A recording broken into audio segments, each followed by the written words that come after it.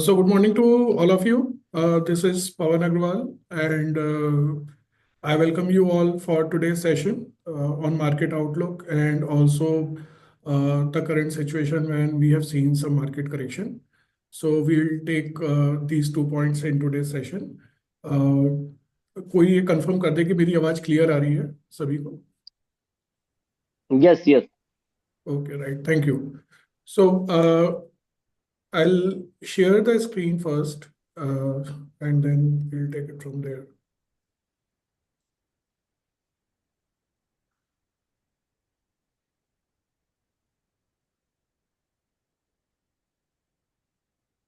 So all can see the screen now?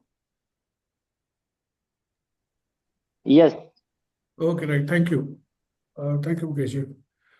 So I will request everybody to keep the phones on mute mode, please, so that we can talk uninterruptedly. And एक बार जब presentation खत्म हो जाएगा, then we'll be happy to take your questions and suggestions. So we'll start with the first point of which has been slight concern to people in last 1 month or so, especially कि अभी market में हमने थोड़ा correction देखा है. सितंबर में markets made all time high of 85,800. I am talking about Sensex, and right now it is 77,000 something plus. So पिछले 3-4 महीने में हम ने करेक्शन देखा. हालांकि दिसंबर में एक पुल बैक था when market went to 81,000, but from 81 in December इसमें एक शार्प फॉल हुआ है, which is from 81 it has come to 77. So concern ये है और क्वेश्चंस हमें हमारी टीम को ये आ रहे हैं कि रीजन क्या है मार्केट फॉल का बेसिकली.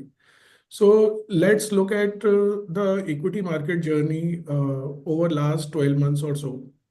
तो हम देखें लास्ट जनवरी में जब 2024 ईयर शुरू हुआ तो मार्केट स्टार्टेड विद 72,240, जैसा कि इस चार्ट में आपको दिख रहा होगा. And then it remained range bound over next 4 months. 72 से वो जून तक तो 73,000 74,000 ही था. And then from June onwards ये बढ़कर सितंबर में 85,800 तक पहुंचा. हालांकि सितंबर का जो क्लोजिंग था वो 84,299 था, जो यहाँ शो किया हुआ है, बट जो पीक था वो 86,800 था. तो मार्केट हम देखें तो जनवरी से लेके जून तक रेंज बाउंड रहा. 2-3% का ही फर्क रहा उसके अंदर. लेकिन जून से फिर उसने लीप लिया और 74,000 से 86,000 तक वो विद इन 3 मंथ्स उसके अंदर ग्रोथ हुई.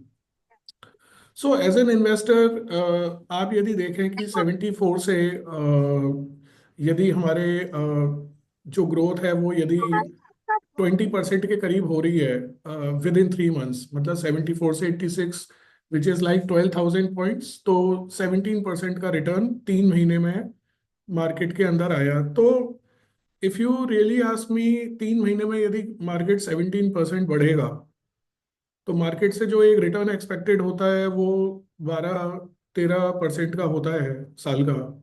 मैं सेंसेक्स की बात कर रहा हूँ कि इंडियन जीडीपी 10-11% पे ग्रो करता है नॉमिनल, तो सेंसेक्स 12-13% पे ग्रो करता है. The point is, the more you give your mind a reason कि अरे हमारे पास रिकॉर्डिंग हम बाद में करेंगे. 1 मिनट. मैंने एक्सपेरिमेंट किया हुआ है बाय द वे, और कोविड में हम सब जानते हैं कि हमारे पास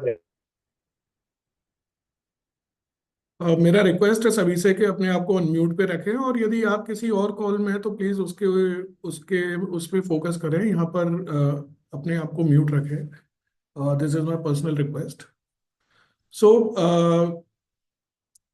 सो as we look at the market, जून से सितंबर की जर्नी थी वो 16-17% ग्रोथ की थी, जो कि फिनोमिनल ग्रोथ है और थोड़ी उसको बोला जाएगा अननेचुरल ग्रोथ है. जो हम रिटर्न पूरे एक साल में एक्सपेक्ट करते हैं वो यदि हमें 3 महीने में आता है तो एज एन इन्वेस्टर आप खुद समझिए कि वो रिटर्न सस्टेनेबल है या नहीं है. वो मतलब we have to understand that that kind of return is not sustainable again over a short period. तो यदि 86,000 17% रिटर्न मुझे जून से जून में आता तो वो जून से सितंबर में ही आ गया. So what we are seeing actually from journey of the market from 85, 86,000 to now 77,000 as on day before Friday, it is nothing but actually the correction of the supernatural growth which came in 3 months. तो यदि हम जनवरी से जनवरी की journey देखें पिछले एक साल की, तो market has given 8.5% return. So it is lower than what is expected, which is like 12%. But इस पे हम बात करेंगे कि वो 8% या 10% भी क्यों है. But the point here I am trying to make is that equity market over last 12 months have given 8.5% return. It is not high, but it is not poor also. It is return in itself. And the correction that we are seeing, the main and the primary reason is that the market went steeply forward. जून से सितंबर की जो उसकी journey थी वो बहुत fast थी, और उस फास्ट जर्नी का हम थोड़ा करेक्शन मार्केट में देख रहे हैं. तो एक फियर ये रहता है इन्वेस्टर का कि ये तो ऐसे तो गिरता ही चला जाएगा. क्या ऐसा हो सकता है ये गिरता ही चला जाए? तो ऑब्वियसली मार्केट शॉर्ट टर्म में जब गिरता है तो लगता है कि ये अब गिरता ही जाएगा, इसका कोई एंड नहीं होगा. But it doesn't happen like that. एक पॉइंट पे आके मार्केट स्टेबलाइज होते हैं. उसका रीजन कुछ भी हो सकता है. ग्लोबल रीजन हो सकता है, लिक्विडिटी रीजन हो सकता है, वैल्यूएशन रीजन हो सकता है, कॉरपोरेट एक्टिविटी रीजन हो सकता है, गवर्नमेंट की पॉलिसीज का अनाउंसमेंट रीजन हो सकता है.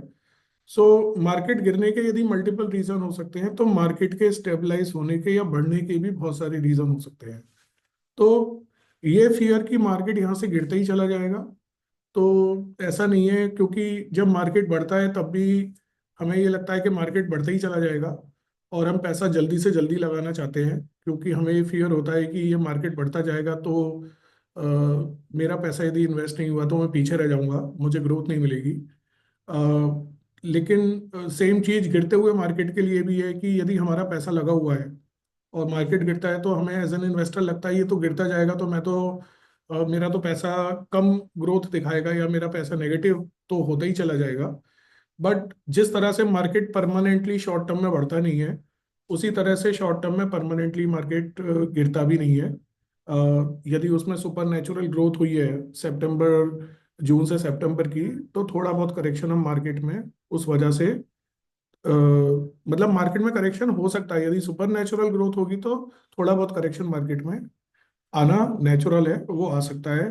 तो ये कोई अननेचुरल फिनोमिना नहीं है कि मार्केट गिर रहा है तो ये कुछ गलत हो रहा है मार्केट के साथ या इन्वेस्टर के साथ. When we look at the market fall from the peak, मतलब अभी तो मार्केट जनवरी में 1-1.5% गिरा है, बट सितंबर से यदि हम देखें तो हमने जो सामने चार्ट है उसमें सेंसेक्स, बीएसई मिड कैप और बीएसई स्मॉल कैप तीनों की वैल्यूज ली हुई है. कि 26 सितंबर को सेंसेक्स की वैल्यू 85,836 थी, अभी 77,378 है. तो -9.85% का फॉल है इसका पीक से, अपनी पीक वैल्यू से. बीएसई मिड कैप भी 24 सितंबर 24 को 49,621 की वैल्यू थी, अभी 44,240 है. उसमें करीबन 11% का फॉल है. और पीएसई स्मॉल कैप का तो पीक ही अभी 11 दिसंबर को बना था, और 10 जनवरी को हम वैल्यू देखें और 11 दिसंबर से कंपेयर करें तो उसमें -8.6% का फॉल है. So if you look at the fall in the market it is around 9-10%. तो यदि हमारा मार्केट 17-18-20% बढ़ता है या 25% बढ़ता है, तो 5-10% मार्केट का करेक्शन बहुत नेचुरल प्रोसेस है. जो लोग पुराने इन्वेस्टर्स हैं उन्होंने पहले भी इस तरह के फॉल देखे हुए हैं, और उनको मेरा सजेशन है, रिक्वेस्ट है कि उनको ये नहीं लगना चाहिए कि ये कोई पहली बार फॉल हुआ है. जो भी पुराना इन्वेस्टर है वो हर साल कोई ना कोई इस तरह से 5-10% का फॉल पहले भी देख चुके हैं. और जो नए इन्वेस्टर्स हैं जो लास्ट ईयर ही जिनकी इन्वेस्टमेंट शुरू हुई है, जिन्होंने उस तरह के फॉल्स को यदि पहले नहीं देखा हुआ है, if they are first time mutual fund investor, तो उनके लिए भी ये अभी गाइड गाइडलाइन ही है कि मार्केट का फॉल और मार्केट का पार्ट है मार्केट के मूवमेंट का. तो जिस तरह से हम चाहते हैं कि हमारा पैसा बढ़ने के लिए मार्केट बढ़े, तो मार्केट यदि एक साल में बढ़ता है, 6 महीने में बहुत ज़्यादा बढ़ता है, तो थोड़ा बहुत वो करेक्ट भी होता है। इसीलिए जो इक्विटी इन्वेस्टमेंट का पीरियड है वो इन्वेस्टर से एक्सपेक्टेड होता है कि वो कम से कम 3-5 साल का होराइजन लेके चले। 3 मंथ्स का या 6 मंथ्स का होराइजन यदि हम लेके इन्वेस्टमेंट का चलते हैं तो इस तरह का सिनेरियो भी हमें देखना पड़ सकता है। कई बार क्वेरी आती है कि अभी मार्केट बहुत अच्छा रिटर्न दे रहा है तो एक साल के लिए मैं अभी पैसा लगा लेता हूँ, इक्विटी मार्केट में थोड़ी ग्रोथ आ जाएगी फिर मैं पैसा निकाल लूंगा। तो नॉर्मली इसीलिए सजेस्टेड नहीं होता उन इन्वेस्टर्स को शॉर्ट टर्म में इक्विटी में पैसा लगाना, क्योंकि कैसे? क्योंकि अच्छा, वो बच्चों से तो नहीं होगा ना? आया नहीं ना फोन? नहीं। sorry, I just muted the gentleman. So, so the point is that when we are looking at short-term investment for very good returns, कि मैं 6 महीने के लिए पैसा लगाऊं या एक साल के लिए पैसा लगाऊं और मुझे बहुत अच्छा 10, 15, 20% का रिटर्न आ जाए, तो वो आ सकता है, ऐसा नहीं है कि नहीं आता है। बट इस तरह की सिचुएशन जो अभी हमें स्क्रीन पे दिख रही है कि 3 मंथ्स में 4 मंथ्स में मार्केट 10% डाउन हो गया, तो इस तरह की सिचुएशन भी इन्वेस्टमेंट में बन सकती है। So that is why short-term investments in equities are not suggested, because these kind of market movements can happen anytime in the market.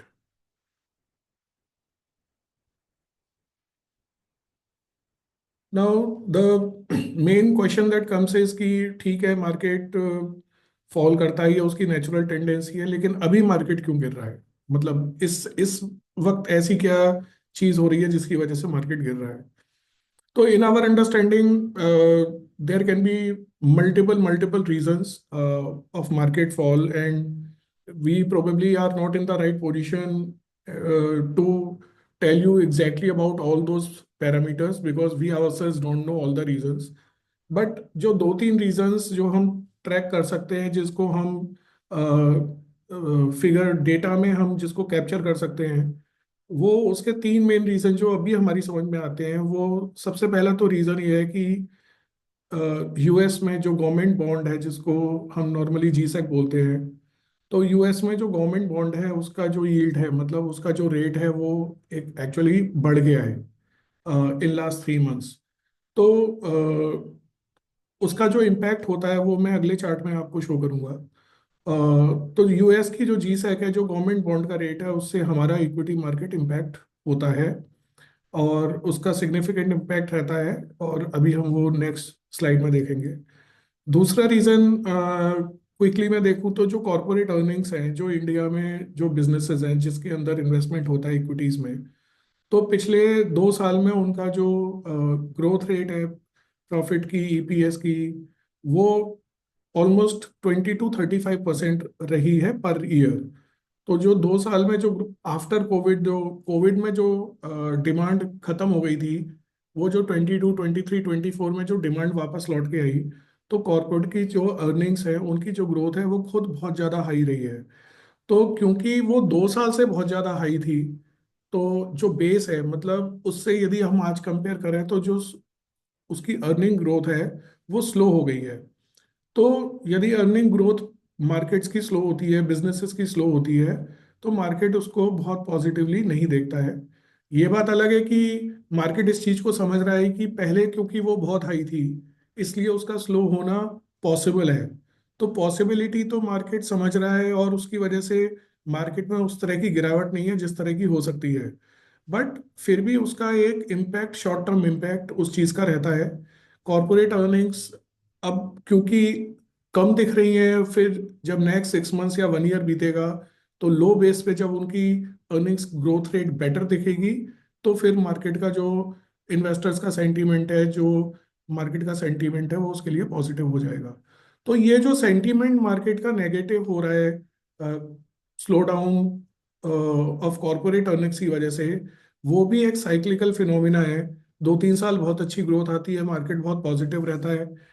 एक साल 6 महीने ग्रोथ नहीं रहती है उसके अंदर, तो मार्केट थोड़ा सबड्यूड हो जाता है और ग्रोथ फिर वापस लौट के आ जाती है, तो फिर मार्केट अपना सेंटीमेंट चेंज कर लेता है। तो एक जो रीजन है, जो दूसरा रीजन है, वो ये slow down in corporate earnings है। और जो तीसरा रीजन है वो मार्केट वैल्यूएशंस होता है। यदि हाई मार्केट वैल्यूएशंस हैं तो बहुत सारा इन्वेस्टमेंट हाई वैल्यूएशन से थोड़ा पैसा निकल के लो वैल्यूएशन वाले इन्वेस्टमेंट में जाता है। आई am talking about global investors. तो जो इंस्टीट्यूशनल इन्वेस्टर हैं उनको लगता है कि थोड़ा पैसा बन गया है, तो वो उसमें से फिर पैसा निकालते हैं मार्केट के अंदर से। और यदि नहीं निकालते हैं तो एक्चुअल में पैसा डालते नहीं है। तो if the market is not getting new money तो मार्केट में नया हाई नहीं बनता है। And in that case market में because of any selling market में करेक्शन आ सकता है। तो मार्केट के वैल्यूएशंस भी एक बहुत बड़ा रोल प्ले करते हैं मार्केट के मूवमेंट को बनाने में। यदि मार्केट का वैल्यूएशन लो होगा तो over the short term medium term market upside में जाता है।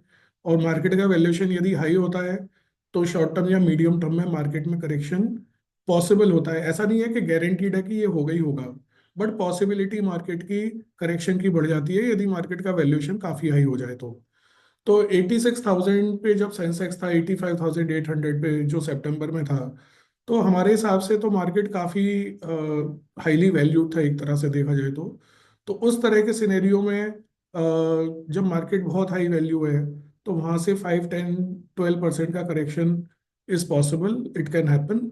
And that is what we are seeing. So reason बहुत मल्टीपल होते हैं, बट हमारी समझ में ये 3 रीजन सबसे इम्पोर्टेंट है जिसकी वजह से अभी हम मार्केट में थोड़ा डाउनसाइड देख रहे हैं। जैसा कि बताया कि जो फर्स्ट पॉइंट था कि जो यूएस का जीसैक है, जो बॉन्ड है उसकी जो यील्ड है वो इम्पैक्ट करती है स्टॉक मार्केट को, हमारे को। तो उसका अ, ये थोड़ा डेटा है, आप भले ही स्क्रीनशॉट लेके रख सकते हैं बाद में देखने के लिए। बट नटशेल में मैं आपको ये बताना चाहूंगा कि जितने भी ये रेड पॉइंट्स हैं इसमें जो फर्स्ट कॉलम है वो हमने मंथ्स लिए हुए हैं, Jan 24 से लेके Jan 25 तक, पिछले 13 महीने हमने लिए हुए हैं। और इसमें जो सेकंड कॉलम है वो यूएस जीसेक का है, जो उसका यील्ड है। तो हम देखें कि January 24 में 3.9 था। ये जो जीसेक का यील्ड है, मतलब जो जैसे हमारे यहाँ पर गवर्नमेंट बॉन्ड का रेट होता है उसी तरह से वहाँ पर जो यील्ड होती है यूएस में, तो 3.9% था। फिर फरवरी में वो 4.2 हुआ, मार्च में 4.2 रहा, फिर अप्रैल में 4.6 हुआ, मई में 4.5 हुआ। तो अभी मैं यहाँ अपने आप को रोक के बताऊंगा कि इसका जो अगला कॉलम है यदि हम देखें, एफआईआई नेट फ्लोज, ये है जो फॉरेन इंस्टीट्यूशनल इन्वेस्टर का इन्वेस्टमेंट इंडिया में होता है, वो जो फ्लोज होते हैं। नेट फ्लोज यदि नेगेटिव में, इसका मतलब यह है कि एफआईआई ने यहाँ पे सेलिंग की है और वो पैसा इंडिया से निकल के बाहर गया है।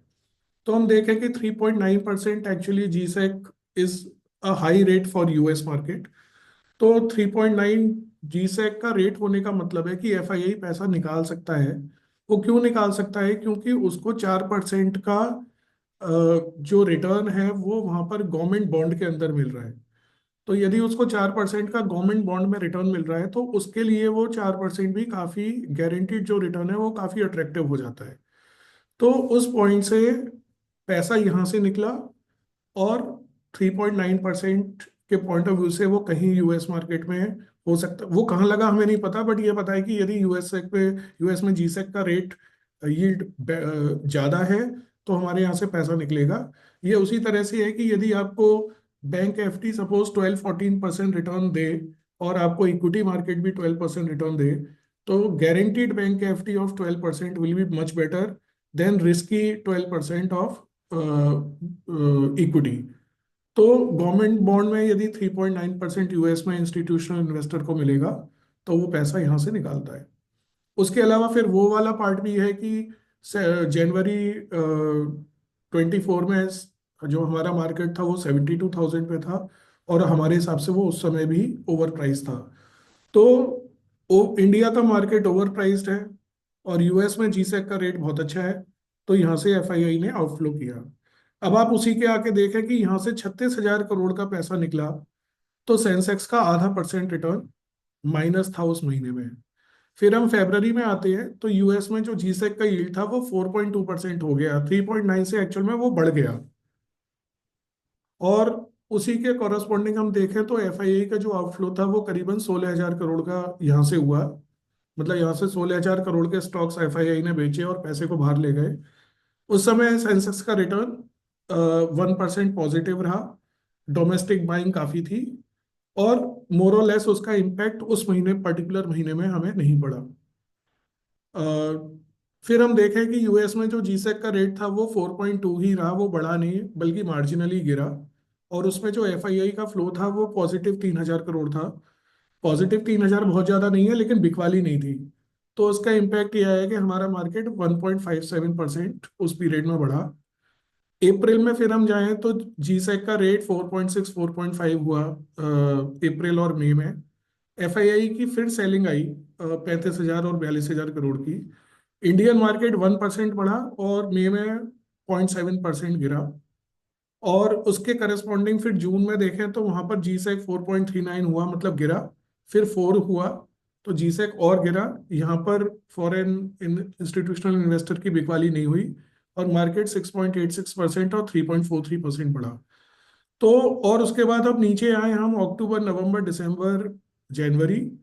तो हम देखें कि जीसेक एक्चुअल में जो सितंबर में 3.78 था, जिसमें कि एफआईआई ने बाइंग की एक्चुअल में हमारे यहाँ, क्योंकि वहाँ जीसेक का रेट कम था और हमारा मार्केट 2.35% बढ़ा। और इसके बाद फिर 4 महीने से हम देखें तो वहाँ लगातार जीसेक का रेट बढ़ रहा है। वो सितंबर के 3.78 से और जनवरी में 4.76 हो गया है, मतलब 1% जीसेक का रेट बढ़ गया है, जो कि बहुत ज़्यादा होता है। यदि हम परसेंटेज में देखें या एब्सोल्यूट बेसिस में देखें तो वो 1% हमें वैसे सुनने में कम लगेगा, बट यूएस के पॉइंट ऑफ व्यू से वो बहुत ज़्यादा होता है। और इन 4 महीनों में हम देखें तो 11,000, 45,000, सॉरी 1,14,000 करोड़, 45,000 करोड़, 16,000, 17,000, 16,000 करोड़ और 21,000 करोड़ की सेलिंग पिछले 4 महीनों में हुई है। उसी का इम्पैक्ट हम देख रहे हैं कि सेंसेक्स का जो रिटर्न है वो -5.82 है, फिर फ्लैट है, फिर -2% है और -1% है। तो जो टोटल एफआईआई की बाइंग एंड सेलिंग यदि हम मिलाएं पिछले 13 महीने की, तो 3,25,000 करोड़ की उन्होंने सेलिंग की है, जो कि क्वांटम वाइज बहुत बहुत ज्यादा है एक्चुअल में। तो इतनी सेलिंग के बावजूद जो सेंसेक्स का रिटर्न है वो रहता है हमारा, यदि हम जनवरी को मिला लें पिछले 10 दिन को, तो 7.11% है।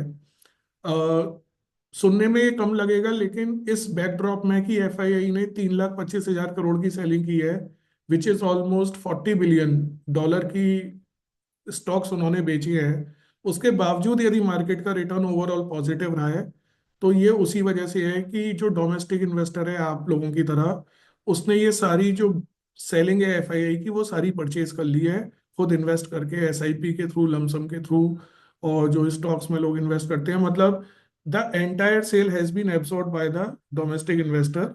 और उसका फायदा ये हुआ है कि मार्केट एक्चुअल में गिरा नहीं है, बल्कि मार्केट ने इस पीरियड में 13 महीने में 7% का रिटर्न, जो इंडेक्स का रिटर्न है वो 7% का वो आ चुका है। तो यदि हम देखें कि इस पूरे चार्ट को, तो ऐसा नहीं है कि परफेक्टली ये चलता है कि यदि थोड़ा 0.1% यील्ड बढ़ी तो हमारा मार्केट 2% गिर जाएगा। ये परफेक्ट नहीं है, बट ये आपको एक ट्रेंड शो करने के लिए है, एक इम्पैक्ट शो करने के लिए है कि मोर और लेस यदि यूएस का जीसेक बढ़ता है तो एफआईआई की सेलिंग होती है, और एफआईआई की इंडिया में सेलिंग होती है तो उसका स्टॉक मार्केट पे इम्पैक्ट आता है। यदि वो गिरेगा नहीं तो वो बहुत ज्यादा उस पीरियड में फिर बढ़ता भी नहीं है।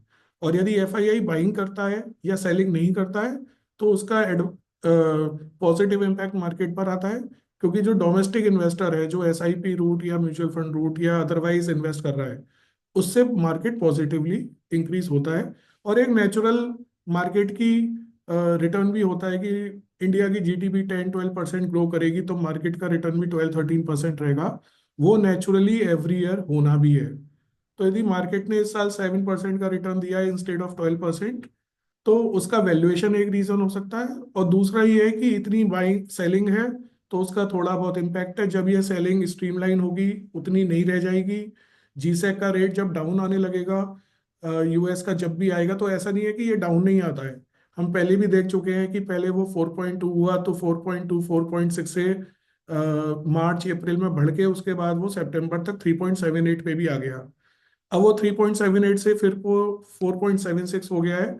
तो over the period may be in 3 months, 6 months, 9 months, we can not predict the time, but वो कभी ना कभी करेक्ट होगा नीचे की साइड। जब वो नीचे की साइड जाएगा जिस महीने से भी, तो एफआईआई की सेलिंग उतनी रहेगी नहीं और मार्केट नेगेटिव होना बंद हो जाएगा, और एफआईआई सेलिंग कम करेगा या नहीं करेगा तो मार्केट फिर पॉजिटिव होना शुरू हो जाएगा। तो ये एक बहुत बड़ा फैक्टर है जो इन्वेस्टर्स, जो अवेयर इन्वेस्टर्स हैं, वो ये ट्रैक कर सकते हैं कि जब भी यूएस जीसेक बढ़ता है एफआईआई का फ्लो एडवर्स हो जाता है इंडिया के लिए और स्टॉक मार्केट पे उसका इम्पैक्ट आता है। अब पॉइंट ये है कि वाइल वी नो कि अच्छा ये सब चीजें होती हैं वो तो ठीक है, बट एंड में रिटर्न कैसे आएगा? तो जीसैक जब भी बढ़ना बंद हो जाएगा यूएस का, वो इस महीने होगा अगले महीने होगा नहीं पता, बट वो कभी ना कभी बंद होगा। जब बंद होगा तो एफआई की सेलिंग भी कम होगी या पॉजिटिव हो जाएगी हमारे यहाँ बाइंग उनकी, और मार्केट उस पॉइंट से एक पॉजिटिव इम्पैक्ट दिखाएगा। यदि ये सारी चीजें नहीं होती हैं तो भी यदि मार्केट 2-3-4% और करेक्ट होता है यहाँ से इन केस, तो मार्केट का वैल्यूएशन अट्रैक्टिव हो जाएगा, और एक बार वैल्यूएशन अट्रैक्टिव हो जाएगा तो फिर मनी ऑटोमेटिकली वहां फ्लो करता है जहां पर वैल्यूएशन अट्रैक्टिव हो जाता है। तो यदि ये 4.76 जो यील्ड है यूएससी से की यदि ये बनी भी रहेगी और मार्केट यदि 2-3-4% करेक्ट हो जाता है, तो मार्केट में ऑटोमेटिकली यहाँ पर बाइंग ओवर द पीरियड शुरू हो जाएगी। तो ऐसा नहीं है कि मार्केट के बढ़ने के लिए या बेटर करने के लिए यूएस जीसेक का गिरना मैंडेटरी है। यदि टाइम करेक्शन हो गया, यदि कुछ महीने बीत गए और जीसेक यहीं पे रहा, तो उस केस में मार्केट अपने आप फिर अपसाइड मूवमेंट एक तरह से शुरू कर देगा, क्योंकि एफआईआई आउटफ्लो के लिए जीसेक का हाई होना भी जरूरी है, लेकिन साथ में जीसेक का बढ़ना भी जरूरी है।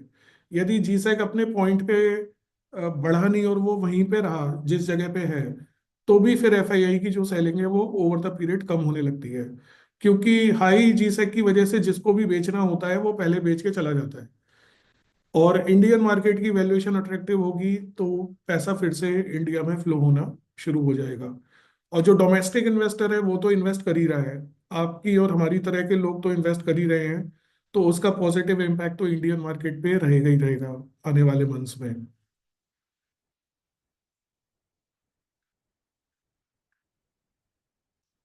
दूसरा पार्ट है प्रेजेंटेशन का, विच इज कि ये सारी चीजें जो मार्केट फॉल है ये ठीक है, लेकिन अभी इस साल हमारे इन्वेस्टमेंट्स के लिए क्या आउटलुक है। सो इस साल का बताने से पहले क्विकली मैं पिछले साल का एक रिकैप ले लेता हूँ, जिससे कि आइडिया रहे कि लास्ट ईयर हमारा व्यू क्या था और क्या एक्चुअल में प्ले आउट हुआ, और एंड जो अब हमारा व्यू है वो किस वजह से है। तो अप्रैल में जो हमने मीटिंग की थी 6 अप्रैल को, उसमें ये स्लाइड हमने दी थी, इन्वेस्टमेंट आउटलुक फॉर 24-25। दो इवेंट्स के लिए बात हुई थी, इलेक्शंस और फुल बजट। इलेक्शंस इसीलिए इवेंट था कि लोगों को लग रहा था मेजोरिटी बीजेपी की आएगी या आपके एनडीए की आएगी, लेकिन बीजेपी की मेजोरिटी नहीं आई, एनडीए तो खैर पावर में आया। तो जो एक गारंटीड लग रहा था कि हो ही जाएगा वो नहीं हुआ। फुल बजट हमारे लिए था इवेंट, क्योंकि उसमें टैक्स जो लॉ चेंजेस है और गवर्नमेंट की पॉलिसीज क्या रहेंगी वो हम देखना चाहते थे। तो बजट ने पॉजिटिव तो ये दिया कि गवर्नमेंट ने बहुत सारा फ्रीबीज नहीं दिए उसमें, लेकिन एक इम्पैक्ट ये रहा कि उसमें टैक्सेशन एक्विटीज पे इंक्रीज किया, तो उसका थोड़ा बहुत माइनर इम्पैक्ट ओवरऑल सेंटीमेंट्स पे रहता है, थोड़े टाइम तो रहता है। तो बजट हमारे लिए एक तरह से न्यूट्रल था, अ, उसमें कुछ एडवर्स नहीं हुआ, लेकिन टैक्स इंक्रीज ने उसको एक तरह से कुछ हेल्प भी नहीं किया। उसके अलावा फिर जो सेकंड पॉइंट था हमारा कि वोलेटिलिटी रहेगी सेक्टर्स में, क्योंकि पिछले 2-3 साल से हम सेक्टर रोटेशन देख रहे हैं कि सेक्टर रोटेशन बहुत फास्ट हो रहा है। एक साल कोई सेक्टर 100% रिटर्न देता है और अगले साल फिर वो -30% रिटर्न देता है, और या फिर 6 महीने में वो 30-40% रिटर्न देता है और अगले फिर 3 महीने में वो -10-15% रिटर्न देता है। तो ये जो वोलेटिलिटी है सेक्टर्स की वो हम पिछले 3 साल से देख रहे हैं, और वो हमारा कंसर्न थी अप्रैल में, और वो प्ले आउट इस तरह से हुई कि अप्रैल में जो सेक्टर्स जो कि जिसमें कि तीन मेन थे, इंफ्रास्ट्रक्चर, पीएसयू और डिफेंस, जो तीन सेक्टर सबसे अच्छा रिटर्न दिखा रहे थे अप्रैल में, आज उन सेक्टर्स में 20, 25, 30% का करेक्शन ऑलरेडी हो चुका है। तो जो बहुत एक्स्ट्रा ऑर्डिनरी रिटर्न था उन सेक्टर्स का, वो ऑलरेडी वॉश आउट हो गया है। हालांकि अभी भी लॉन्ग टर्म में देखेंगे तो डिसेंट रिटर्न है, उनमें अच्छा रिटर्न है, बट जो एक एक्स्ट्रा ऑर्डिनरी रिटर्न था वो उन सेक्टर्स का खत्म हो गया। और यदि किसी ने उन तीनों सेक्टर्स में पिछले 6-8 महीने में पैसा लगाया है तो वो ऑलरेडी -10, -20, -25% पे है। तो वोलेटिलिटी सेक्टर्स की रहती है, इसीलिए मतलब सेक्टर की एंट्री एग्जिट बड़ी क्रूशियल हो जाती है। उसके अलावा मार्केट वैल्यूएशंस के बारे में बात हुई थी कि वो चीप नहीं है। सुपीरियर रिटर्न तभी बनेगा जब सही जगह एलोकेशन होगा, सही तरीके से मैनेज होगा। और वही चीज़ प्ले आउट हुई है कि मार्केट का जो खुद का रिटर्न है वो 7-8% है, जैसा कि अभी हमने देखा कि 72 से 77,000 मार्केट हुआ है पिछले एक साल में। तो मार्केट का वैल्यूएशन ने वो रोल प्ले किया है कि मार्केट उतना एक्चुअल में फाइनली बढ़ा नहीं है। लेकिन मैं आप लोगों को ये ध्यान दिलाना चाहूंगा कि जितने भी फंड्स मोर और लेस क्लाइंट्स के पोर्टफोलियोज में है, बैरिंग 1 और 2 और 3 फंड्स, जितने भी फंड्स पोर्टफोलियोज में उन सबका रिटर्न 10% से लेकर 25% तक रहा है पिछले एक साल में। तो यदि आप इंडिविजुअल पोर्टफोलियोज को देखें, जो भी पोर्टफोलियोज 2022, 21, 20 या 23 तक बने हुए हैं, तो उन पोर्टफोलियोज में 10 to 15, 20% का रिटर्न एब्सोल्यूट बेसिस पे ऑलरेडी आ चुका है। इशू केवल इस साल में जो पोर्टफोलियोज बने हैं उसके ऊपर है। उनमें भी जो इन्वेस्टमेंट जैन फेब मार्च में हुआ है उस पर तो रिटर्न है, बट ऑब्वियसली जो जून जुलाई अगस्त सितंबर में जो पैसा इन्वेस्ट हुआ है उस पर रिटर्न अभी नहीं आया है, क्योंकि इस पीरियड में मार्केट ने रिटर्न खुद ही नहीं दिया है, इनफैक्ट वो नेगेटिव में है। तो जो मार्केट वैल्यूएशन था वो चीप नहीं था। अभी भी हमारा व्यू ये है कि मार्केट वैल्यूएशन अभी भी चीप नहीं है, हालांकि वो पिछले साल से बेटर है। तो जो मार्केट वैल्यूएशन पहले था उस पे हमारा रिटर्न एक्सपेक्टेशन था 10-15% फ्रॉम इक्विटी। मार्केट ने 8% रिटर्न दिया और फंड्स ने 10 to 25% रिटर्न दिया। तो जो हमारी रिटर्न एक्सपेक्टेशन थी इन्वेस्टमेंट से वो एक तरह से प्ले आउट हो गई। और जो फंड्स, जो लास्ट पॉइंट था जो हमने डिस्कस किया था कि जो फ्लेक्सिबल मैंडेट के फंड है, dynamic style of money management है, जिनके अंदर सेक्टर रोटेशन जो फंड मैनेजर्स करते हैं, एक दो सेक्टर पे ही जो फिक्सेटेड नहीं रहते हैं, उस तरह के फंड्स अच्छा रिटर्न बनाएंगे। और वही चीज़ हमने देखी है कि there are funds which are with flexible mandate जो आप लोगों के पोर्टफोलियो में है, उन फंड्स ने काफ़ी अच्छा रिटर्न जनरेट किया है। मल्टी कैप फंड्स हैं, फ्लेक्सी कैप फंड्स हैं, मल्टी एसेट एलोकेशन फंड्स हैं, they all have done very well in this market. So जो लास्ट ईयर था उसमें मतलब मोर और लेस जो चीज़ विजिबल थी वो प्ले आउट हुई है। और उसी के बेसिस पे ये एक चार्ट है कैलेंडर ईयर रिटर्न्स का। Before I come to the outlook for this year, ये वाला मैं इम्पोर्टेंटली आपको शो करना चाहूँगा, specially to those people who have invested first time in last 1 year, कि जो ये हर साल का मार्केट रिटर्न है 2014 से हमने 24 तक का लिया हुआ है, कि हर साल 14 में 29% रिटर्न था, 15 में माइनस में था, 16 में नेग्लिजिबल था ऑलमोस्ट। तो ये जो पूरी जर्नी है कि किसी भी साल रिटर्न एक सा नहीं रहता है। तो एनी इक्विटी इन्वेस्टर जो नया इन्वेस्टर है या पुराना इन्वेस्टर है, वो इस चीज़ को देख सकता है कि ओवर द पीरियड आप यदि इन्वेस्टेड रहते हैं तो ऑब्वियसली रिटर्न बनता है। जो एवरेज रिटर्न की लाइन है 12.6% है। मार्केट ने 12.6% का रिटर्न दिया है पिछले 11 साल में, बट हर साल वो 12.6% नहीं देता है। किसी साल उसने 6% भी दिया है, जैसा कि 2018 में, और फिर उसके अगले साल 14 दिया, और उसके अगले साल 15 दिया है, फिर अगले साल 21 दिया है, और 22 में -4% ही दिया है। तो जो भी इन्वेस्टर इन्वेस्ट कर रहा है वो 3-5 ईयर के होराइजन से इन्वेस्ट करता है, तो उसको ये 12-14% रिटर्न मार्केट से और 15 से 18% return in general well managed fund से नॉर्मली आता है यदि वो इन्वेस्टेड रहता है। तो that is how the journey has been. But यदि कोई भी इन्वेस्टर 1-1.5 ईयर्स में या 6 मंथ्स में अपनी परफॉर्मेंस इन्वेस्टमेंट्स की जज करेगा, तो यदि वो 2019-20 में है तो उसको ठीक लगेगा। लेकिन 22 में है या 24 में है तो 3 मंथ्स या 6 मंथ्स में रिटर्न ऑब्वियसली इन्वेस्टर को विजिबल नहीं होगा। तो इक्विटी मार्केट का बेनिफिट लेने के लिए हमारा थोड़ा सा long term horizon, long term orientation होना जरूरी है। इसको हमें 1 मंथ में या 6 मंथ्स में हमारा रिटर्न बहुत अच्छा बन जाएगा, ऐसा तो बन ही जाता है, इतना रिटर्न तो आ ही जाता है। उस तरह से यदि हम व्यू करेंगे तो जो ये लो रिटर्न वाले पीरियड्स हैं ये हमें जो है वो मतलब डिस्करेज करेंगे इन्वेस्ट करने के लिए, हमें डिप्रेस करेंगे। तो हम इन्वेस्टमेंट्स की ब्यूटी को समझें कि कम ज़्यादा होना इन्वेस्टमेंट्स की ब्यूटी है। इनफैक्ट जब भी रिटर्न कम होता है तो एलोकेशन हमेशा बढ़ा लेना चाहिए, और जब भी रिटर्न ज़्यादा है तो जिस मेथड से हम लोग इन्वेस्ट करते हैं एसटीपी के थ्रू या मल्टी एसेट एलोकेशन फंड्स वगैरह के थ्रू, तो उस तरह के फंड्स पे हमें फोकस करना चाहिए। तो जो कैलेंडर ईयर रिटर्न्स हैं वो मैं ये बताना चाहता हूँ कि वो सेम नहीं होते हैं, वो वेरी करते हैं, लेकिन ओवर द पीरियड यदि हम इन्वेस्ट करते हैं और इन्वेस्टेड रहते हैं तो रिटर्न्स हमारे इन जनरल बन जाते हैं।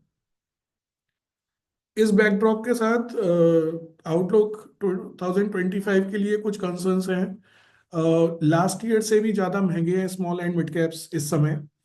कॉर्पोरेट अर्निंग्स लास्ट ईयर तेज थी तो वो कंसर्न नहीं थी, बट अभी स्लो डाउन है तो वो डेफिनेटली ये कंसर्न है।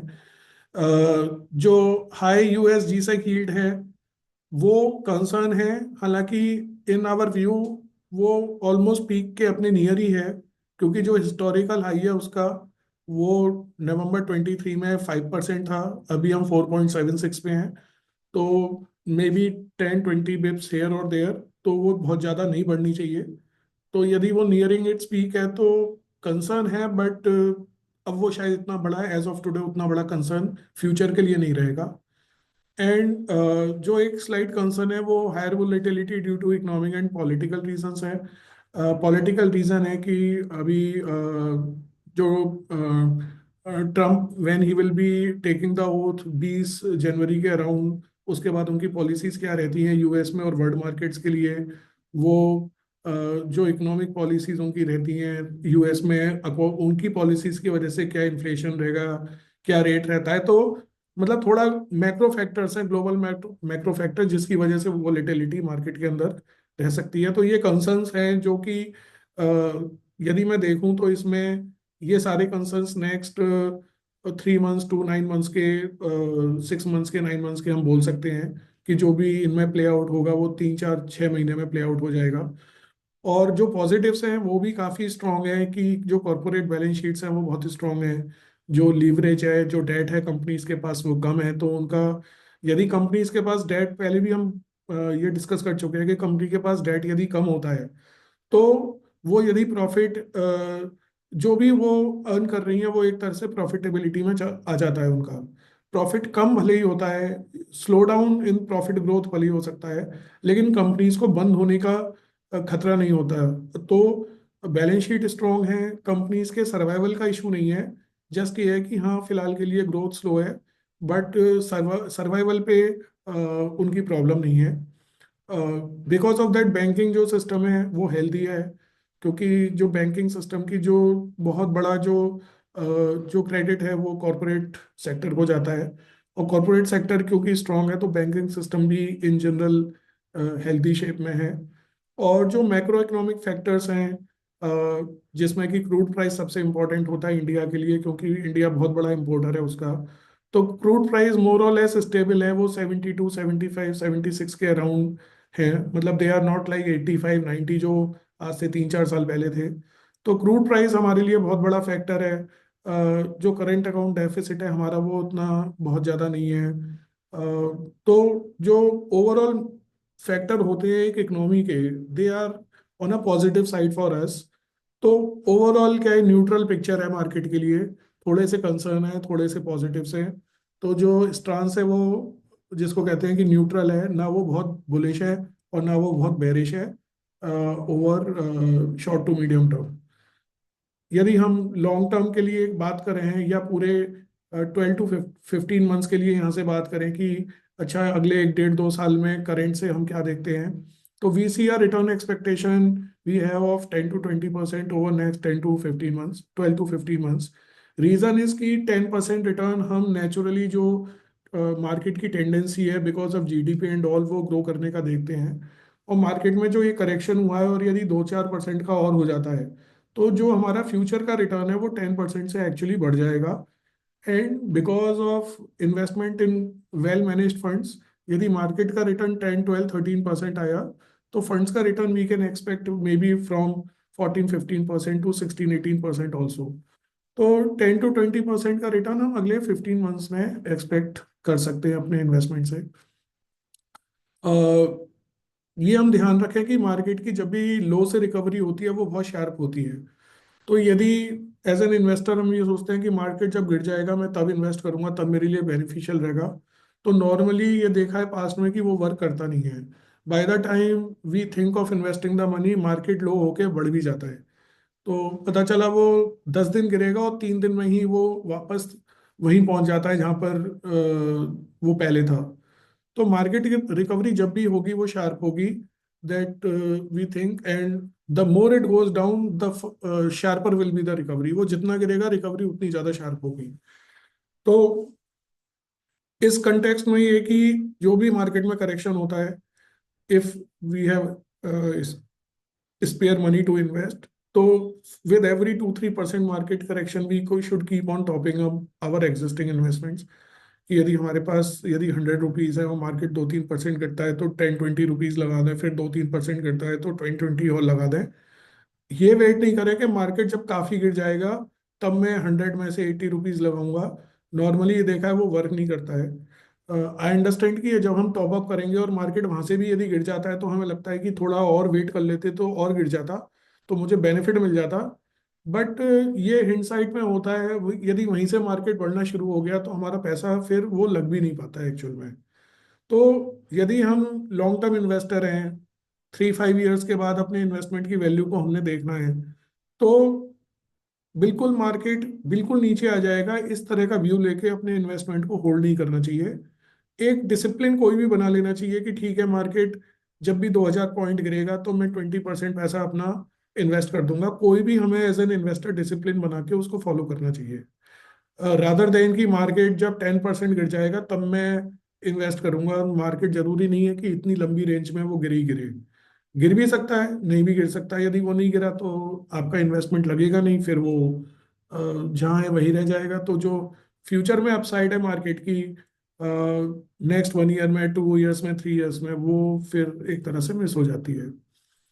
आप जो एग्जिस्टिंग SIP STPs हैं वो कंटिन्यू करनी चाहिए।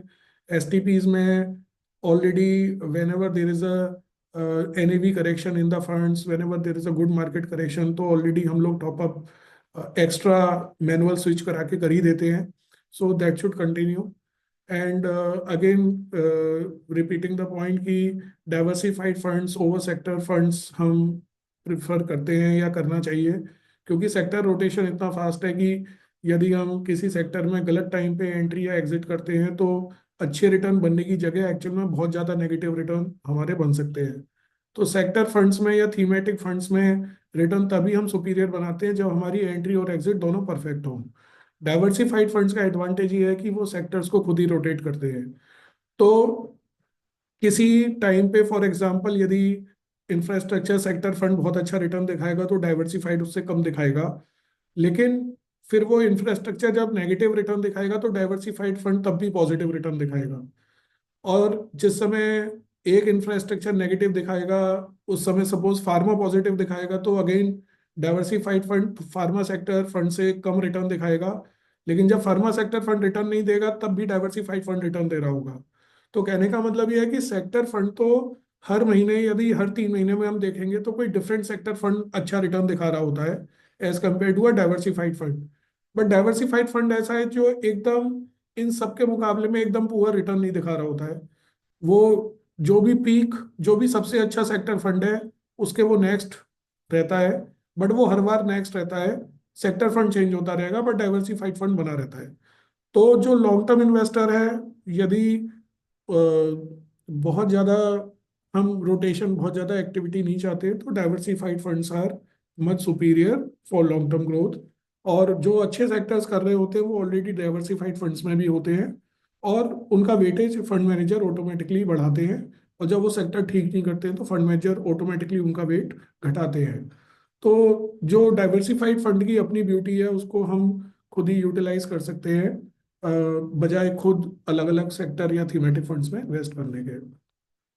जो अपॉर्चुनिटीज हैं क्विकली मैं लूंगा कि जो सेफ्टी ओरिएंटेड है वो इक्विटी सेविंग्स है। बाकी ग्रोथ के लिए मल्टी एसेट, फ्लेक्सी कैप और मल्टी कैप फंड्स प्रिफर्ड है। टॉप अप करें जो भी मार्केट करेक्शन हो। अभी वो शायद उतना अट्रैक्टिव नहीं दिखेगा जो आप टॉप अप करेंगे, बट फ्यूचर में जो भी पैसा लोअर मार्केट पे लगता है रिटर्न हमेशा उसी में अच्छा आता है, उसी में बेटर दिखता है। ये कॉमन सेंसिकल है कि जितना लो खरीदूंगा तो बाद में मेरा रिटर्न उतना ही बेटर होगा। गोल्ड फंड्स जो कि लास्ट बजट ने टैक्सेशन में मतलब जो उनकी अनअट्रैक्टिवनेस थी वो खत्म कर दी थी, अब वो नॉर्मल फंड्स की तरह हो गए हैं क्योंकि सेम टैक्स इक्विटी फंड जैसा लगता है। तो सेलेक्टिवली गोल्ड फंड में एसआईपीज कर सकते हैं। और सिस्टमेटिक विड्रॉल प्लान जिन लोगों को भी चाहिए, रिटायर्ड लोगों के लिए या रेगुलर इनकम जिनको चाहिए, so they can look for systematic withdrawal plans through multi asset allocation and equity saving funds. So these are investment opportunities we see in the coming 12 to 15 months. And this is all about today's presentation. Thank you, and thank you so much for listening me. I'll open the floor for question answers. You may unmute and we can discuss your queries, suggestions.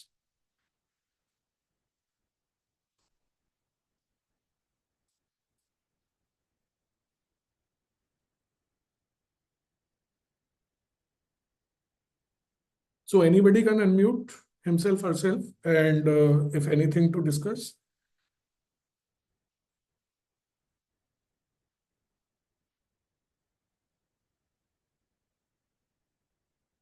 Hello, my name is Shaunik. I also hello. agree that, yes, that I also agree that, this stock market thing is like a mind game, people get panicky and they get worried. But, if you see over 30 years or 40 years, the market generally does well, and nothing really bad is going to happen. Like, we have survived things like the Cold War and the nuclear threat. The world is at its most peaceful time it's been in the history of the last 2000 years. There is no world wars happening, there's no nothing happening. कि ऐसी situation हुई कि मतलब कुछ bomb blast वगैरह होता है कि दैट बिकम्स वर्ल्ड न्यूज, मतलब दोस काइंड ऑफ महाभारत जैसे जंग तो होती नहीं है, तो things will be mostly fine. But people have to just think in decades not months, जैसे कहते हैं ना, डोंट गो फॉर 3%. आपको 3% रिटर्न मिलेगा ना 10 दिन में, मगर अगर आप 3 years 5 years वेट करो, you can get 3 times return. So that is the thing, and the thing is not to be greedy. लालच गलत चीज होती है, and it's not a legalized casino. में एक क्वांटम फंड था, उन्होंने मेल भेजा था कि please don't think stock market is a legalized casino for gambling. It's a place for capital formation for companies and for you to invest, so think in that mindset. So, some people Right. think investment is equal to gambling and all. So that is not what we should do. So, Right. just have to be patient and, think in long term. जैसे ही आप देखो, Nasdaq is doing so well in the last 4 years. For 20 years, it was like in, what do you call, it was stagnating for 20 years, na? After that dot-com bubble burst. So, that's what the thing, you can't time the market, because like in 365 days, there'll be like 5 days where it'll do well. So you might not be there in those 5 days when, if you want to time the market. Na? You can't be staring at it like a hawk the whole year. Na? So you should be there so you can catch the opportunity when it comes, because you can't always be timing the market, they say, na? Right. जैसे मैंने, Sorry. okay, that's fine. No, continue. I said right. I didn't say, I didn't So interrupt because you. I invested in Nasdaq ETF, और मेरे broker ने मुझे call करके बोला कि अब ये क्या कर रहे हो. This was I think 4-5 years ago. I said नहीं, I just want to little bit, I want to just wet my beak, थोड़ा सा चोंच गीली कर रहा हूँ. Let me just see what happens. And later on it did well, but at that time I did not think that in the next 4 years it will do much better than it did in 20 years. Nobody can predict fully, मगर that's why it's always good to be in the market and in a what do you call, balanced, well thought of way. Because I did not invest too much. I just put 10,000 in an ETF for Nasdaq. And I said, how will it go? But then 3-4 साल कुछ हो नहीं था, तो it went off my radar. Then I saw recently that in the last 1 year it's been doing very well, and maybe I could have put in some more money at that time. But it was good that I was there, na? Because had I said कि मैं time करूंगा, तो I would have completely forgotten and I would have missed the bus, na? Right. So, well said, Shaunik. Probably, मेरे ख्याल से listeners को ऐसा नहीं लगे कि you are a spokesperson of Invest Guru, because all these are our feelings which we have also communicated, and it is good that it is coming through our investors, own, feelings basically. So yes, perfectly well said. Ultimately, investing is for long term, and believe me, after 1 or 2 years, nobody even remembers when was the last market fall. Okay, so abhi, if I ask the investors, probably 9 out of 10 will not be able to tell कि 22 में market exactly किस month में कितना गिरा हुआ था और उसके बाद फिर किस मंथ में कितनी इंक्रीज हुई, right? So we forget even 1 or 2 years पहले की मार्केट में क्या हुआ था इन जनरल, वो भूल जाते हैं हम लोग. And as you said, कि we have survived the wars and all that. So in fact, we believe that if we can survive COVID, uh, because COVID was a very differently extraordinary event. Okay, why it was very differently extraordinary? Because the entire world was in lockdown.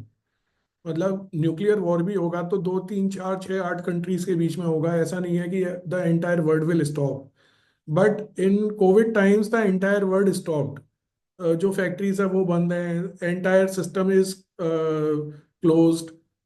जो कुछ basic necessities और pharma और health care बस यही active था, बाकी तो सब बंद था. तो we have seen a world where everything was closed. और उसके बाद भी हमने देखा कि मार्केट की और बिजनेसेस की और ओवरऑल सिस्टम की वो रिकवरी हमने देखी कि वो बहुत ही क्विकली हो गई. मतलब within 1.5 years everything was like कि कुछ हुआ ही नहीं है जैसे. And from there we are seeing that market at the time of Covid was 42,000. Today it is 77,000. तो 5 साल अभी हो जाएंगे उसको. तो in 5 years we have seen that kind of journey despite it was a super extraordinary negative event for the world as a whole. तो जब उस तरह का इवेंट से हम लोग निकल सकते हैं तो ये जो G-Sec की जिसकी मैं बात कर रहा हूँ या slow down in corporate profit growth, these are all very natural happenings. मतलब इन पे तो ज्यादा मतलब मेरे ख्याल से ध्यान भी नहीं देना चाहिए. ध्यान सिर्फ इसलिए देना चाहिए कि what gives us opportunity at what time and so that we are able to utilize that opportunity. So well said. Thank you for being here, and we hope that you will be here in every call of ours. So thank you for being here. Good afternoon, Pawanji. I just had a question. Yeah, Utkarsh, hello. Hi. हाँ जी. So, sir, for a retail investor whose sort of intention is to stay invested long term, right, 10 years ji plus and all, ji. what should be their outlook in, let's say, next 6 months, 9 months in terms of the SIPs which are already going? Should they continue as is? Or should they take this opportunity that market has fallen, so maybe pump up a bit more monthly SIPs, or should they cut back a bit? So as we discussed in the last 2 slides, that this any market correction should be taken as an opportunity. Okay. See, first of all, let's understand for any SIP investor, जो भी SIP उसकी लगती है हर महीने, okay, जैसे आपकी भी लगती है. तो यदि मेरा NAV फॉल है, मार्केट फॉल है, और मेरा यदि SIP लगेगा, तो एक तरह से मेरी SIP कुछ महीने पहले की वैल्यू पे लग रही है. मतलब मार्केट जो सपोज जून में था उस वैल्यू पे मेरी जनवरी की SIP लग रही है. तो यदि आपको पैसा नहीं निकालना है मार्केट से, तो आपके लिए तो ये जरूरी है कि मार्केट और गिर जाए. मतलब आप ये एज्यूम कीजिए कि यदि मैं बोलूं कि 4 साल पहले वाली मैं आपको NAV दे दूंगा, मतलब 4 साल पहले जो NAV थी फंड की वो 100 थी और अभी 150 है, और मैं 100 NAV पे आपको इन्वेस्ट करा दूंगा, तो आप बोलोगे हाँ करा दो, ये तो और अच्छी बात है, 150 की जगह मेरी 100 पे होगी, राइट? लेकिन वो 100 करना मेरे हाथ में नहीं है, वो तो मार्केट खुद ही कर रहा है कि 150 की NAV 140 हो जाती है. तो ठीक है, मुझे कम NAV मिल गई है, तो मेरी यदि SIP कम NAV पे लगेगी, तो जितनी कम पे लगेगी वही SIP मेरी सबसे ज्यादा रिटर्न दिखाएगी आज से 5 साल बाद. मतलब जो सपोज 5 साल बाद फंड की NAV 300 होनी है, आप ऐसे समझिए, तो मेरा आज यदि 150 पे इन्वेस्टमेंट होगा तो उसका रिटर्न X होगा, यदि 140 पे इन्वेस्टमेंट होगा तो उसका रिटर्न 150 वाली SIP से ज़्यादा ही होगा ना.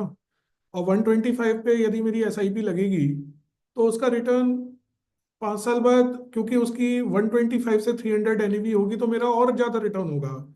तो ये हम जो डिस्काउंटिंग मेथड है, ये हम शॉपिंग में तो यूज़ करते हैं, लेकिन फंड इन्वेस्टिंग में हमें थोड़ा वो समझने में थोड़ा एफर्ट लगता है, क्योंकि ये नेचुरल नहीं है हमारे लिए कि यदि मार्केट गिर रहा है और फंड की एनएवी गिर रही है, मेरे एग्जिस्टिंग इन्वेस्टमेंट तो कम दिख रहे हैं, लेकिन अभी मुझे वो निकालने ही नहीं है, तो जो भी मेरा डाउन साइड जा रहा है वो नोशनल है बेसिकली। तो मेरी यदि परचेजिंग मुझे करनी है तो मैं तो चाहूंगा कि मार्केट गिर जाए। तो if you really ask me as an investor, uh, we have investors on this call, and later on they will go through this recording, कि मैं तो चाहूंगा कि जितने भी इन्वेस्टर हैं, वो जिनकी भी इन्वेस्टमेंट होनी है या हो रही है, मैं तो चाहूंगा मार्केट 70,000 पे आ जाए। क्या प्रॉब्लम है? क्योंकि जिसको पैसा निकालना है वो तो पहले ही या तो निकाल चुका है या उसका प्रोविजन ऑलरेडी बन चुका है सेफ्टी ओरिएंटेड फंड्स में। तो जो इक्विटी इन्वेस्टर है उसके लिए तो मैं चाहूंगा कि मार्केट गिर जाए। मतलब यदि मैं आपका भला चाहता हूं और आप इन्वेस्टर है तो मैं तो चाहूंगा मार्केट गिर जाए, क्योंकि अभी तो आपका इन्वेस्टमेंट चल रहा है। तो आप यदि मार्केट के गिरने को अपॉर्चुनिटी समझेंगे तो आप एसआईपी बंद नहीं करेंगे। आप यदि लमसम है तो आप लमसम डालिए। एसआईपी इंक्रीज कर सकता है कोई, तो एसआईपी इंक्रीज करे। हालांकि एसआईपी इंक्रीज का मार्केट गिरने से बढ़ने से मतलब नहीं होना चाहिए, क्योंकि एसआईपी 5, 10, 15 ईयर्स की यदि मैं कर रहा हूँ तो आज मेरे 2, 3 इंस्टॉलमेंट किस रेट पे लगते हैं वो मैटर नहीं करेंगे। मैटर ये करेगा कि मैं यदि एसआईपी बढ़ाऊंगा तो फ्यूचर में वो ज़्यादा वैल्यू होके मिलेगी। और यदि लमसम आज मेरे पास अवेलेबल है और मार्केट करेक्टेड है तो लगाना चाहिए। सपोज मैं सारा नहीं लगाना चाहता हूँ, जैसा कि मैंने कवर किया था कि 100 रुपीज़ है, तो मैं अपना एक डिसिप्लिन बना लूं कि ठीक है, every 2000 point on market correction I will put 20% of money, and that I will keep on doing. क्योंकि मार्केट कहाँ तक गिरेगा और कहाँ से कब बढ़ना शुरू हो जाएगा ये कोई प्रिडिक्ट नहीं कर सकता। तो आपका पूरा पैसा आपके पास रखा नहीं रह जाए जो कि इन्वेस्ट हो सकता था, इसके लिए आपको अपनी कोई डिसिप्लिन क्रिएट करके और मार्केट में लेकिन टॉपअप जरूर करना चाहिए। मार्केट करेक्शन का फायदा जो उठाता है, जैसे हम बोलते हैं ना कि एक इन्वेस्टर को कि हमारे इन्वेस्टर ऐसे भी हैं जिनका 15% रिटर्न है लॉन्ग टर्म, और ऐसे भी इन्वेस्टर है जिनका 18% रिटर्न है लॉन्ग टर्म। हमने तो अपना काम सेम ही किया होता है। फंड्स तो मोर और लेस सेम ही होते हैं सबके पास, बट डिफरेंस ये रहता है कि 18 वाला उस तरह की ऑप्शंस को, जब भी मार्केट में कोई ऑप्शन इस तरह की आती है तो उसको यूटिलाइज कर लेता है, और वही रिटर्न का बेसिकली डिफरेंस बनता है। मोर और लेस फंड्स तो वही 20, 25, 30 फंड्स होते हैं जो क्लाइंट्स के पोर्टफोलियोज में होते हैं, बट खुद क्लाइंट का जो स्टेप है वो डिफाइन करता है कि उसको खुद का रिटर्न क्या मिलेगा असल में। हम लोग सजेस्ट ही कर सकते हैं, एंड में डिसाइड तो क्लाइंट ही करता है। जी, thank you so much ma'am जी। जी।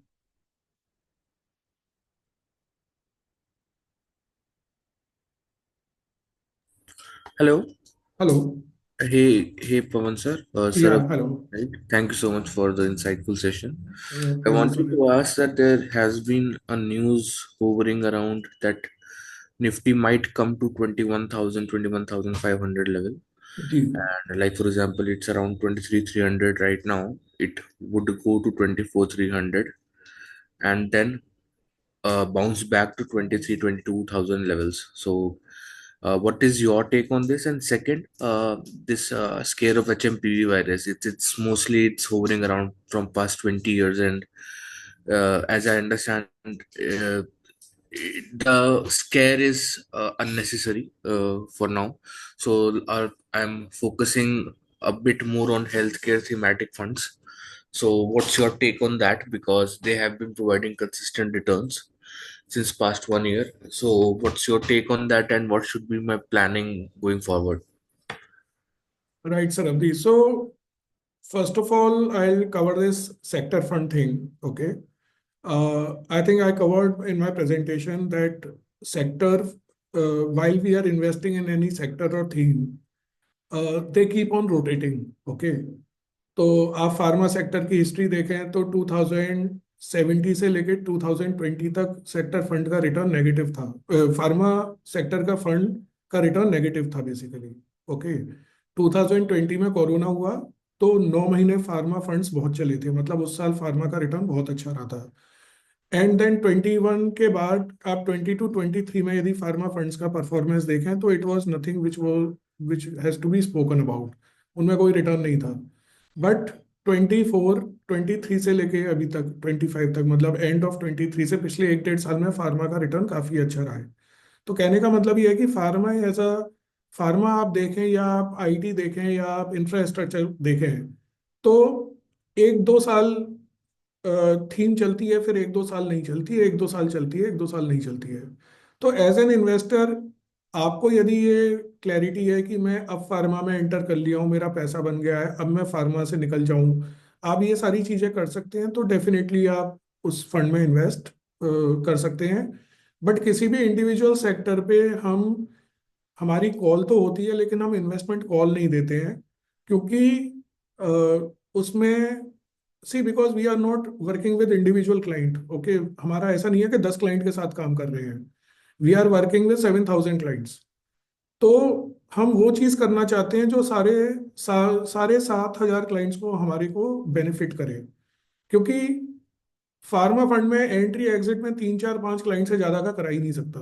पहली बात तो मैं खुद भी नहीं कर सकता, और मैं कोशिश भी करूंगा तो बहुत ज्यादा क्लाइंट्स का नहीं कर सकता, क्योंकि if I sell the fund there is a capital gains tax implication. Okay, and while we talk to our clients, not everybody is very comfortable paying tax on the investments. तो sector fund में मैं जब invest करूंगा, 1-1.5 साल में पैसा निकालूंगा, मैं कैपिटल गेन्स टैक्स बुक करूंगा, फिर मैं दूसरे फंड में लगाऊंगा, तो वो कैपिटल गेन्स टैक्स खुद मेरा रिटर्न कम कर देता है अल्टीमेटली, क्योंकि जब मैं उसको रिडीम करके री इन्वेस्ट करूंगा तो पहले तो मैं टैक्स दूंगा, उसके बाद ही मेरा री इन्वेस्टमेंट होगा। तो मैं हर बार बार बार हर गेन पे बार बार टैक्स दूंगा, तो मेरा गेन एक्स्ट्रा ऑर्डिनरी होना चाहिए, तभी वो मुझे हेल्प करता है। तो ओवर द पीरियड यदि हम देखें कि हम किसी सेक्टर फंड में आते हैं और हम यदि ये बाइंग सेलिंग नहीं करेंगे, तो हर सेक्टर फंड का रिटर्न मोर और लेस अल्टीमेटली डाइवर्सिफाइड फंड जैसे ही होता है, यदि हम 10 ईयर 15 ईयर टाइप की हिस्ट्री में जाएं तो क्योंकि वो लॉन्ग टर्म में तो एक्स्ट्राऑर्डिनरी रिटर्न देते नहीं है, तो सेक्टर फंड पर हम कॉल लेते नहीं है।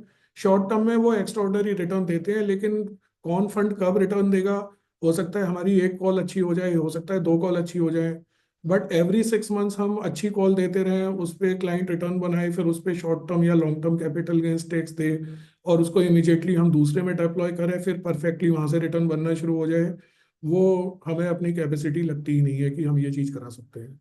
तो सेक्टर फंड पे हमारी कोई कॉल नहीं है। If you are able to track the sector, if you are able to make good money, it is good.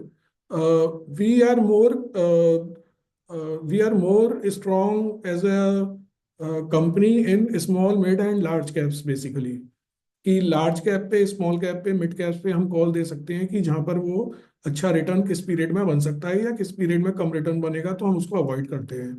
So we are, I will tell through this presentation to any foreign investor that we are good in small, mid, and large cap valuations and finding opportunities, and not actually in sectors. So I hope, I know I have not provided you a solution, but this is our take on the sector funds. Thank you. And this HMV and these concerns, so all word is so large, there are some concerns which keep on coming. So we look at critical concerns like government policies, GDP growth, interest rates. So these are more important functions rather than the happenings in the market, basically, for us. Thank you so much. And Yeah, thank you, Sarabdi, and all the best. Yeah. and thank you so much. And regards to the second question, like if you have some guidance on that with regards to Nifty hovering around the 20-21K mark and then coming back, if you have any take on that. See, it is very simple that the markets. See, what is a market? Market is a rate of collective stocks, right? So it is like you are in a sabji mandi, you have 20 different type of vegetables. उन सबका rate daily change होता है।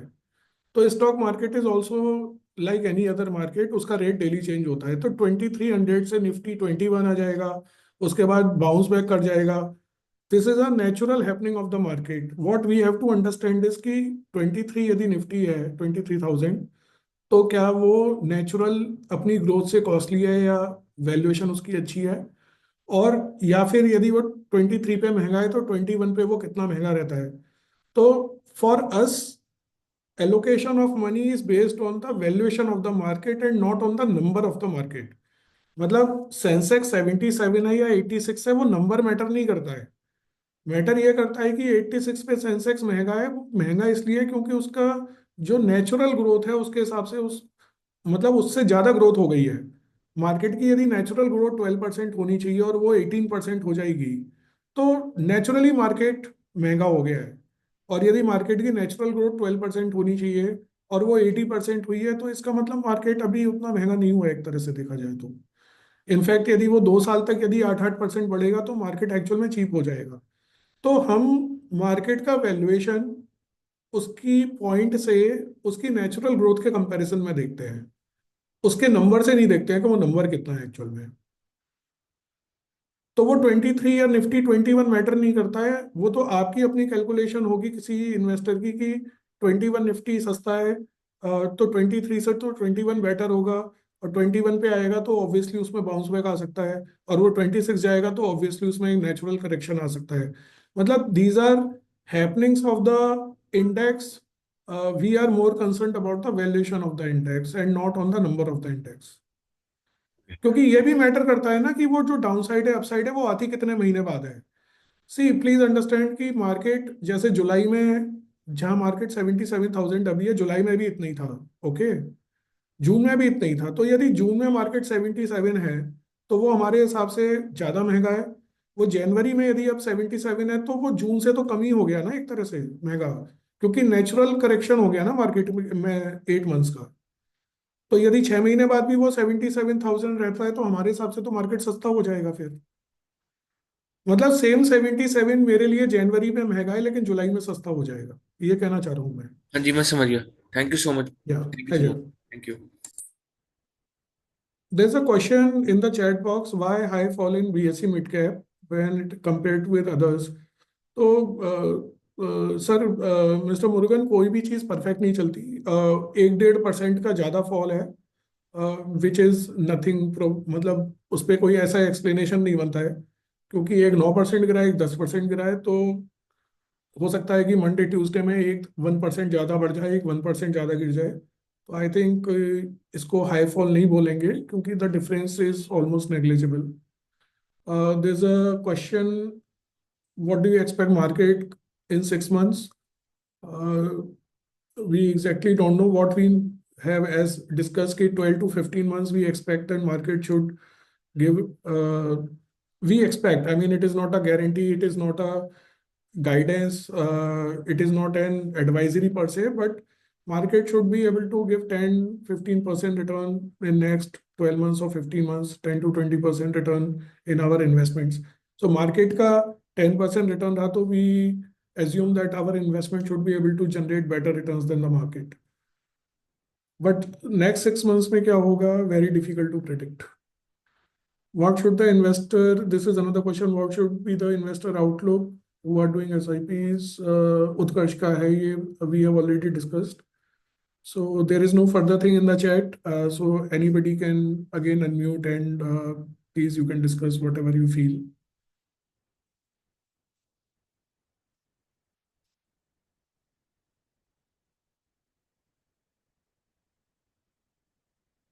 Do any of our team members have any question for our investors?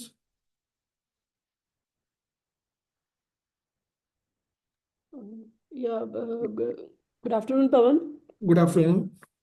काफ़ी investors gold का वैसे तो हमने बता ही दिया है कि टैक्सेशन ऑफ फेवरेबल है तो वो देख सकते हैं म्यूचुअल फंड में इन्वेस्टमेंट्स, बट स्टिल लमसम के लिए क्या उनको अभी अप्रोप्रिएट टाइम है या और थोड़ा वेट करना चाहिए?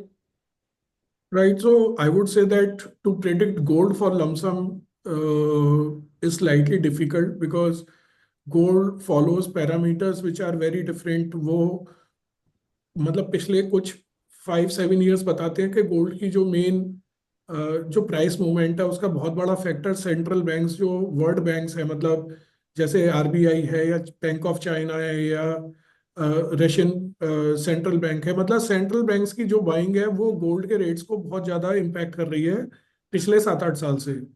तो ये जो सेंट्रल बैंक की बाइंग है ये कितनी रहेगी, कम रहेगी, ज़्यादा रहेगी, obviously we don't have that kind of information. So lump sum के लिए गोल्ड प्रिडिक्ट करना बहुत मुश्किल है, हमारे लिए तो बहुत मुश्किल है। क्योंकि उसका कोई ऐसा मेथड या कोई ऐसा चार्ट नहीं है जिससे प्रिडिक्ट किया जा सके। But SIPs in gold I would say can be done, क्योंकि जितनी भी मार्केट में अनसर्टेनिटी, मतलब ग्लोबल सिनेरियो में जो अनसर्टेनिटी है बिकॉज ऑफ क्लाइमेट चेंज और बिकॉज ऑफ पॉलिटिकल इश्यूज, तो गोल्ड का रेट तो एलिवेटेड रह सकता है। तो overall I think SIP should be done. And what you and investors can track is that whenever SIPs get negative, okay, or whenever you see low return in SIPs, you should top it up with certain lump sum amount basically. So I think that is a very good way to actually take benefit of the price movement of gold, कि आप SIP शुरू करो, और जब भी SIP में कम return या negative return दिखे तो आप उसको टॉप अप कर दो basically. So that is a very good way to capture, those fluctuating moments rather than taking one-time call कि आज मेरे पास 2 लाख रुपए हैं तो मैं आज ही 2 लाख रुपए गोल्ड में लगा देता हूँ। That can be done with a 10-year, 5-year horizon. Even in that there is no issue. But यदि short term, medium term यदि मैटर करता है तो SIP लगा के थोड़ा थोड़ा टॉप अप करते हैं उसको जाना चाहिए। गोल्ड भी आपको मौका देता रहता है। गोल्ड में भी 4-5-6% का प्राइस फ्लक्चुएशन बना रहता है, कि वो बढ़ता है फिर 4-5% गिरता है, फिर बढ़ता है फिर 4-5% गिरता है। तो one can keep on can take advantage of that scenario. ये इक्विटी इन्वेस्टमेंट हो या गोल्ड इन्वेस्टमेंट हो, one can keep in mind कि जब भी SIP कम रिटर्न या नेगेटिव रिटर्न दिखा रही है तो it means it is a good time to top up the investment if you have spare money. तो आज की डेट में कुछ SIPs हैं जो उतना अच्छा रिटर्न नहीं दिखा रही हैं या नेगेटिव रिटर्न दिखा रही हैं। It clearly means that there is a good time to top up those SIPs, whether they are in gold or they are in equity funds. Right, thank you. Yeah, pleasure.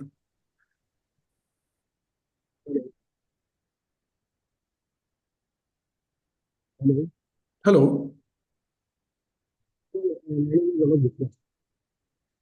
Hello, is there a question?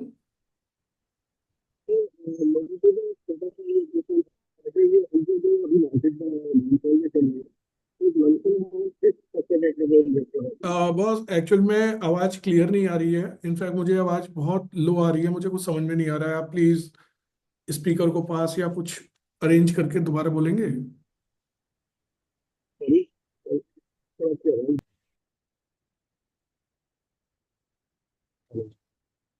Hello.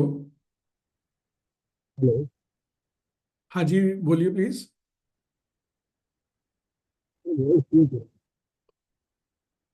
आप chat में type कर सकते हैं please अपना question, क्योंकि आवाज अ, मुझे समझ नहीं आ रही है।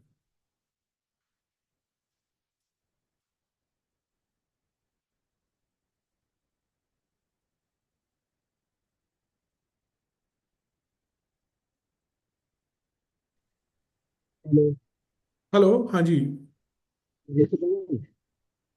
पहले से थोड़ी बेटर है, आप बोलिए, मैं ट्राई करता हूँ समझने के लिए।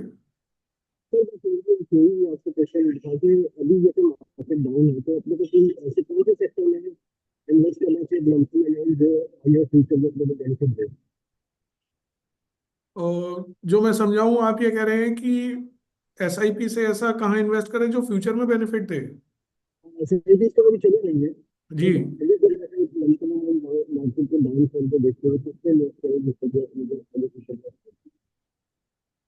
सर, मेरे को ना किसी तुलिका या सुमन, किसी को क्वेश्चन ये समझ में आ रहा है? मेरे को बताओ प्लीज, मेरे को समझाओ, नहीं सुनाई दे रहा है। नहीं समझ में आ रहा नो है। सर। ओके ओके ओके, नहीं सर, बिल्कुल okay, I try. Sir please दोबारा बोलिएगा, मैं फिर से ट्राई करता हूँ समझने के लिए।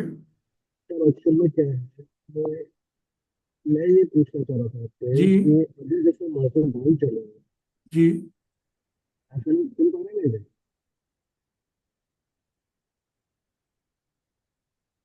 आप थोड़ा तेज बोलेंगे प्लीज, या मेरी आप आवाज एक आती है?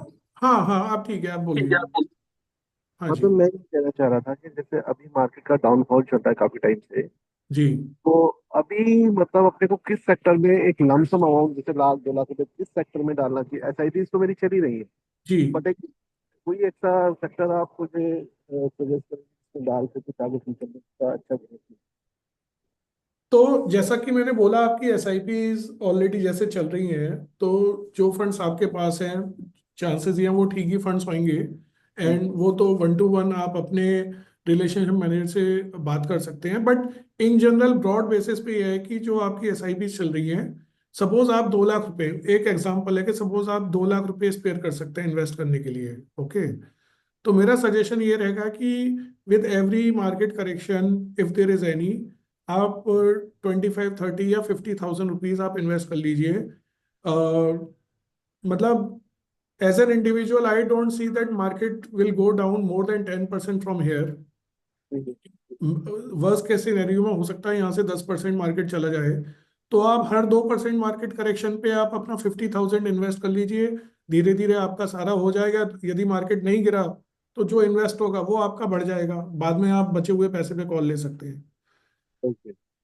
मतलब एक आप अपने आरएम से बात करके एक खुद ही डिसिप्लिन बना लीजिए कि ठीक है, अभी 77,000 पे मैं 50,000 रुपये इन्वेस्ट कर देता हूँ। यदि ये 76 या 75 आता है तो मैं फिर 50,000 इन्वेस्ट कर दूंगा।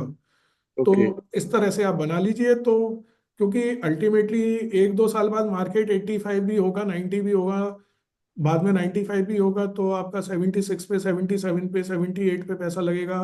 तो वो आपका अल्टीमेटली तो ग्रोथ ही दिखाएगा।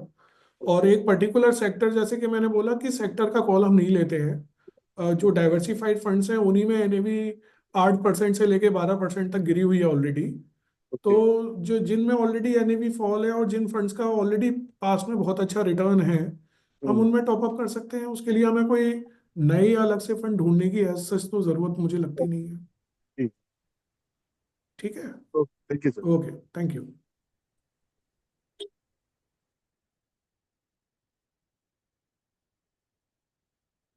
Any other question anybody has? Right, so I will thank everybody for taking out time कि आप लोगों ने सभी ने संडे को टाइम निकाला इस कॉल के लिए।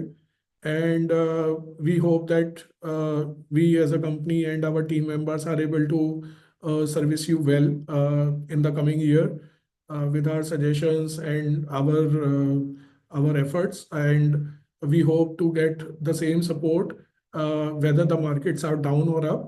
But you will have faith in the investments. And we have seen, as Shaunik already said, कि long term में money has been made, wealth has been created.